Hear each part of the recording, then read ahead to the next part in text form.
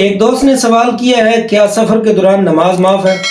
تو جواب عرض یہ ہے، جس طرح مقیم بندے پہ نماز فرض ہے اسی طرح مسافر بندے پر بھی نماز فرض ہے، نماز کسی صورت میں معاف نہیں ہے۔ البتہ سفر کے دوران 4 رکعت والی نماز جو ہے اس کے دوران حدیث پاک کے مطابق محبوب کریم علیہ السلام نے ارشاد فرمایا جو 4 رکعت والی نماز ہے اسے 2 رکعت نماز قصر کر کے پڑھا جائے گا، اور یہ شریعت کی طرف سے کنسیشن دی گئی ہے۔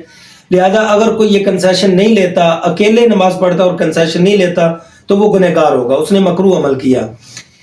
لیکن جو وطر ہیں، مغرب کی نماز ہے، ان میں قصر نہیں ہوگی۔ اسی طرح جو باقی نماز ہے، سنتیں وغیرہ، اگر انسان ریل گاڑی پہ یا اس قسم کی کسی چیز پہ سفر کر رہا ہے اور اسے سہولت میسر نہیں، آسانی سے نماز نہیں ادا کر پا رہا، تو وہ صرف فرض پڑھ لے، باقی نماز اسے معاف ہے۔ بصورت دیگر اگر اسے سہولت میسر ہے تو وہ باقی نماز بھی ادا کرے گا۔ واللہ اعلم۔